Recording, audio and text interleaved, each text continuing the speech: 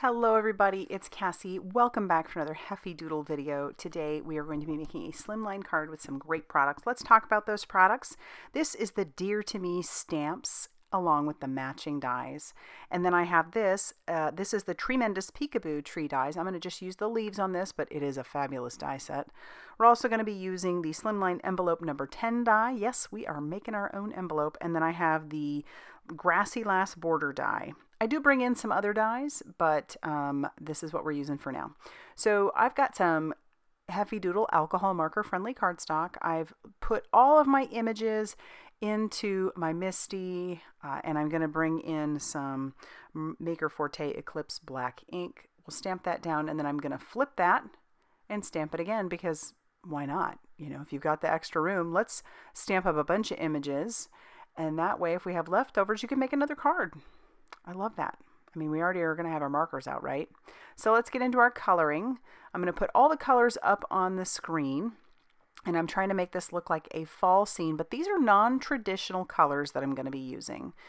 Mostly the colors that I use for these animals and such will be traditional, but the colors that I choose for my background are going to be a little bit more non-traditional fall type colors, I think anyway. So here are our colors for our birch tree and our stump. I did the same thing.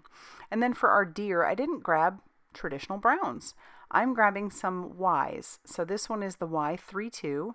Then we'll bring in the YR23. And then I'll blend that out with that Y32 again. I typically go lightest to darkest when I'm coloring with my alcohol markers, but you do you. I know that most seasoned professionals, as we like to call them, they tend to go dark to light, but I'm just sticking with what I know, which is the light to dark. It works really well for me. So now we're going to take that same YR23 and use that for the base of our deer bodies. And then I'm going to come in with a YR27. I know we're going with it's like oranges, but it ends up really working. And so we'll put our shadowing and shading where I think it's going to look good. And I'll only show you the coloring of this one deer because it's basically the same process. I use a lot of flicking motions, and then I come back in and blend back out with that YR23. But I love how this looks. It doesn't really look orangey on these little deer. I think they're fantastic. So there they are. We'll bring in some, this is RV63 for the tops of our mushrooms and our ears on our deer. And then we have V05 for our darker shade. This is what I'm talking about by non-traditional. You know, you don't necessarily see pink and purple out in fall colors or necessarily even out in the wild. But hey, we're having fun here, building our little scene. And then for our mouse, we've got E43, and then we'll come in with some E44. And I'll do the same thing for all the other images on the other side. And then this is where we're going to bring in our matching dies in a second. I do bring in a white gel pen just to add back those highlights, and then I just put a few of those little dots on our deer over here. And then we put some on our mushrooms as well, which you can't see as well, but they are definitely there. So here we'll bring in our matching dies, and I'll tack that down with a little bit of mint tape. And then I've got these trimmed down so they are ready to go through our Heffy Doodle mini die cutting machine, which, as you all know, if you watch me at all, I adore this machine. This is actually like the second set of plates I've gone through, and I think I have to replace these. I use it all the time. So run that through the die cutting machine. You can see I've gathered all my little images up at the top. And then we are going to do some more die cutting, but this will take a bigger die cutting machine. So I've pulled out the Grassy last border die, and then I have this over some like a green cardstock, and I'm just going to go all the way up this whole piece using these dies, and then I'll start over again and cut them out again. And then this panel measures 3.5 inches by 8.5 inches. So this is my typical slimline that I would use, and so I just kind of kept going with that until I had all of those on top.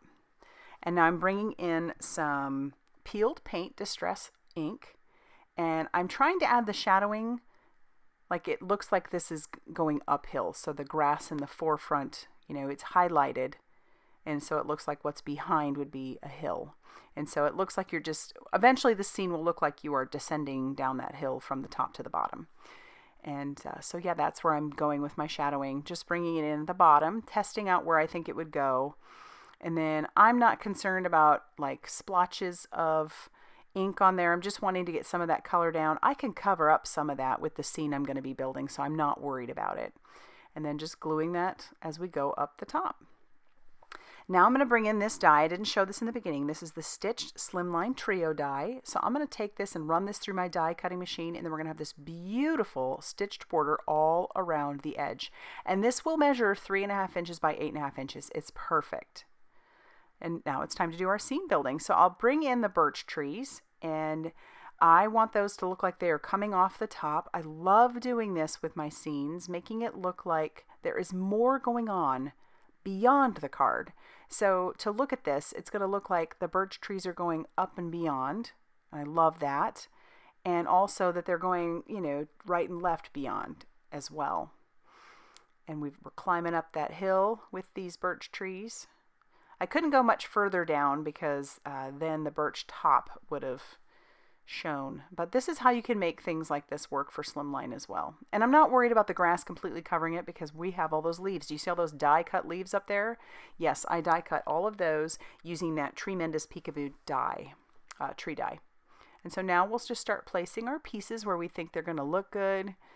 And then eventually we can start tacking everything down with a little bit of liquid glue. You could use foam tape if you wanted. I wanted this to be a little bit lower profile than that. So I'm just going to stick with the liquid glue. And I love the little deer. And I love this little scene. It's so fun. We've got our little mouse sitting on top of the tree stump with the mushroom right next to it. And then we've got all the rest of our little pieces also. So we'll finish tacking all of that down. So happy with how that's coming along, because if there's one thing I enjoy, it is scene building. It is so much fun to do, and the Heffy Doodle images make it really easy to do. Always all the little accents and bits that you don't think about. And I am going to use Copics on each of these leaves. Yes, tedious, but it does add a whole level of depth to them. And then now I'll stamp out and cut down my sentiment and put that at the top.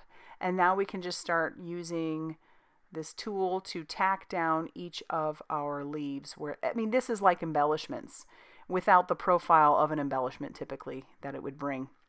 I'm just tacking all of these leaves down using that liquid glue and making it look like the leaves are falling. And so now you see what I mean by non-traditional colors. We do have the yellow, and typically it might be like red or orange, but I decided to use that purple color and I love it.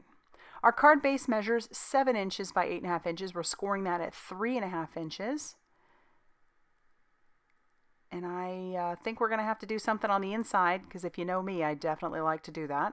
So we will use our liquid glue to tack down our little deer on each side and the lower corners. We are going to end up having 2 pieces left over. We're going to have that little deer that's sitting down and the mouse. We can save those for a whole nother card. But, you know, I actually used almost everything I die cut and colored. And then we'll add all those leaves and we'll use them all up, but I love it. So we'll have plenty of room to write to our recipient. And now we can tack down our panel to our card base using that same liquid glue. And I can't stop there. Obviously, I'm going to be making an envelope, but I do need to do a little splatter. So I need some sparkle. I'm bringing in the Gonzai Tombi Starry Sky. Just going to spritz a little water in there, activate that paint, and then splatter that all over our background. So it's not like in your face, but as you look at it, you'll definitely see it shining it in the light. Here are our pieces for our envelope. I cut this out of some Tonic Falling Glitter specialty paper, and we needed one of the base, 2 of those side pieces, 1 of the bottom, and then there are 2 top pieces to choose from. I chose this one. And now we can start adhering those together with our liquid glue. I highly suggest, if you're making your own envelopes, that you use a very strong adhesive. You don't want, after you've put all this effort in, for your envelope to fall apart and for your card to go missing, because that has happened to me. Yes, it has. It's a sad day. The recipient got an envelope, never got a card. Anyway, so now we'll just keep tacking down our pieces. I go sides first, tack those down, and this glue just takes a few seconds to dry. not very long. But when you are using specialty paper like this, it's not a cardstock, it's more of a paper. You do need to have a little more care and a little more time. And then when I send these through the mail, when I'm using this type of paper, I actually use a clear envelope to go over the top of it. And that will keep it so that way I can write on a label, stick that down, and then it just goes through the mail just fine. You may need to add a little more postage if you do that, but hey, if you're taking the time to send something this fun, what's another stamp, right? And your recipient will love it. All right, so we've tacked down the top now. Now we will do close in our sides together. The sides go first. And I'll put a little glue on this side, the very edge, a little glue on this side at the very edge, and then we'll bring it together. While that's drying, I can glue the bottom. Don't glue the top yet. That's very, very last, right? All right, so now let's take a look at our envelope all done and our card. Check out that splatter on there. It's beautiful.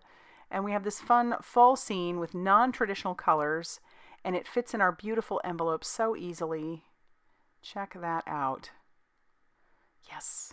So if you liked this video, be sure to hit that like button and definitely consider subscribing to the Heffy Doodle channel if you haven't already done so. And check out all that Heffy Doodle has going on, whether it be over on Instagram, on Facebook, or here on YouTube and the blog. We have plenty for you.